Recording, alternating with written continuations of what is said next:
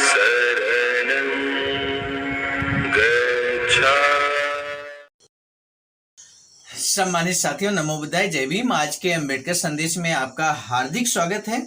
क्या एक भाषा के लिए एक ही राज्य होना जरूरी है? इसी प्रश्न का जवाब आज के अम्बेडकर संदेश में मिलेगा।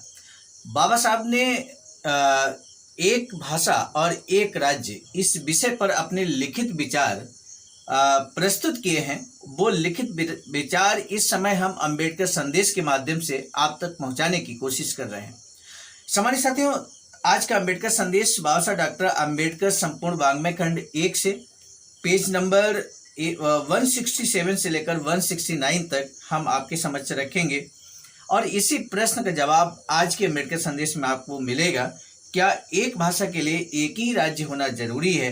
हमारा आपसे निवेदन है, वीडियो को अंत तक जरूर वॉच कीजिए, जरूर सुनिए इस संदेश को। तो आइए शुरू करते हैं। भाषा लिखते हैं कि भाषावाद राज्य से क्या अभिप्राय है। भाषावाद राज्य से क्या अभिप्राय है, इसका अभिप्राय पहले समझ लेते हैं कि आखिर भाषावाद राज्य का मतलब क्या है। भाषा लिखते हैं, इससे अभिप्राय इन दो में से एक हो सकता है, यानी कि दो अर्थ भाषा प्रस्तुत करते हैं। दो में से कौन सा होगा, ये आप भी विश्लेषण कीजिएगा। इसका ये अर्थ हो सकता है कि एक भाषा भाषियों को एक ही राज्य के अधिकार क्षेत्र में रखा जाए, मतलब एक भाषा बोलने वाले लोगों को एक ही राज्य के अधिकार क्षेत्र में रखा जाए। इसका ये अर्थ भी हो सकता है कि एक भाषा बोलने वाले लोगों को कई राज्यों में वर्गीकृत कर दिया जाए, कई राज्यों में वर्गीकृत कर दिया जाए, बशर्ते की शर्त जुड़ी हुई है कि प्रत्येक राज्य के अधिकार क्षेत्र में वे लोग रहें जो एक ही भाषा बोलते हों। इनमें से कौन सी व्याख्या सही है? आयोग का मत था इस संबंध में दो जो परिभाषा भाषा ने यहाँ रखी हैं। भाषावाद राज्य का मतलब यहाँ स्पष्ट व्याख्या की है दो तरीके से। आयोग यानी कि राज्य पुनर्गठन आयोग का मत क्या था इस संबंध में भाषावाद राज्य के बारे में। तब भाषा लिखते हैं कि आयोग का मत था कि एक ही भाषा बोलने वाले सभी लोगों के लिए एक ही राज्य का गठन एकमात्र नियम है जिसका पालन किया जाए। पाठक मानचित्र एक पर दृष्टि डालें। उन्हें प्रथम दृष्टि में ही उत्तरी और दक्षिणी राज्यों के बीच असमानता दिखाई पड़ जाएगी। यह असमानता जबरदस्त है। छोटे राज्यों के लिए बड़े राज्यों का भार सहना असंभव हो जाएगा। छोटे राज्यों के लिए बड़े राज्य का भार सहना असंभव हो जाएगा। ये बात बाबा साहब कहते हैं। बाबा साहब कहते हैं कि आयोग ने ये महसूस ही नहीं किया कि यह असमानता कितनी खतरनाक है। इसमें संदेह नहीं कि इस प्रकार की असमानता संयुक्त राज्य अमेरिका में मौजूद है, लेकिन इससे भी जो हानि हो सकती थी उसका परिहार संयुक्त राज्य के संविधान के उपबंधों से हो गया है। संयुक्त राज्य के संविधान में ऐसे ही एक रक्षोपाय का निर्देश श्री पर्रिकर ने रिपोर्ट में अपनी असहमति में लिखा है, असहमति लेख में लिखा है। भाषा कहते हैं, मैं नीचे उनके असहमति लेख का उद्धरण दे रहा हूं। उन्होंने क्या लिखा ये सीधे सीधे हूबहू प्रस्तुत है आपके समक्ष। लिखते हैं कि मैं संघ के सफल संचालन के लिए यह आवश्यक समझता हूं कि इकाइयों में समुचित संतुलन बना रहे। यदि असमानता बहुत भारी हुई तो उससे न केवल संदेह और विद्वेष पैदा होगा, बल्कि उससे ऐसी शक्तियों को बल मिलेगा जिससे न केवल संघीय ढांचे को क्षति पहुंचेगी, बल्कि देश की एकता भी खतरे में पड़ जाएगी। इस बात को सभी ने स्पष्ट रूप से स्वीकार किया है। अधिकांश संघीय संविधानों में जहां इकाई की जनसंख्या और संसाधनों को लेकर व्यापक विभिन्नता मौजूद है, इस विषय में सावधानी बरती गई है कि बड़े राज्यों के प्रभाव और प्राधिकार को सीमित रखा जाए। अतः यदि संयुक्त राज्य अमेरिका का ही उदाहरण लिया जाए तो हम देखते हैं कि यद्यपि वहां के राज्यों में जनसंख्या और संसाधनों की दृष्टि से भारी अंतर है और न्यूयॉर्क राज्य की जनसंख्या नवाडा की जनसंख्या से कई गुना अधिक है, लेकिन संविधान के अनुसार सीनेट में प्रत्येक राज्य को समान प्रतिनिधित्व दिया जाता है। इसी मुद्दे पर श्री पर्रिकर ने सोवियत संघ और प्राचीन जर्मनी का भी निर्देश किया है। उनका कहना है कि सोवियत संघ में भी जहां बृहत रूस की जनसंख्या संघ की अधिकांश अन्य इकाइयों की कुल जनसंख्या से अधिक है। राष्ट्रसभा में प्रतिनिधियों की संख्या बढ़ा दी गई है ताकि संघ की अन्य इकाइयों पर बड़ी इकाई की प्रधानता न हो जाए।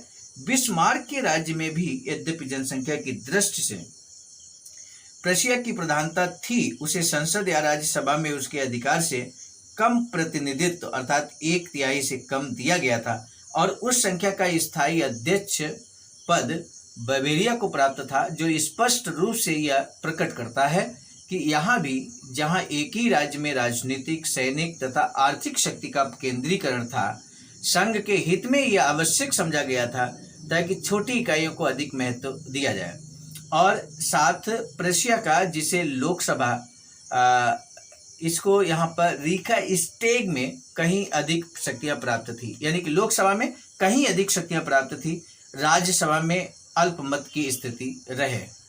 श्री पर्रिकर ने अलबत्ता संयुक्त राज्य अमेरिका के संविधान में असमानता की कुरीतियों के विरुद्ध एक अन्य रक्षोपाय का उल्लेख नहीं किया है।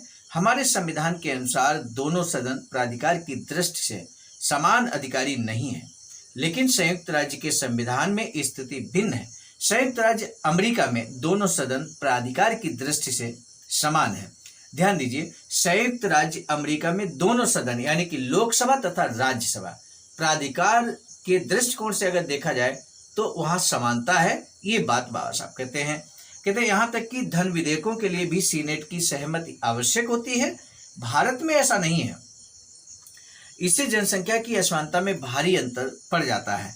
राज्यों के बीच जनसंख्या और शक्ति की इस असमानता से देश की निश्चित रूप से हानि होती है, इसलिए इसकी रोकथाम के उपाय करना जरूरी है, आवश्यक है। आज के अम्बेडकर संदेश का महत्वपूर्ण प्रश्न है, संयुक्त राज्य अमेरिका में दोनों सदनों की प्राधिकार की दृष्टि से क्या स्थिति है। यानी कि संयुक्त राज्य अमेरिका में दोनों सदन अर्थात लोकसभा, राज्यसभा का अगर प्राधिकार के दृष्टिकोण से देखा जाए तो क्या स्थिति है, ये आपको बताना है।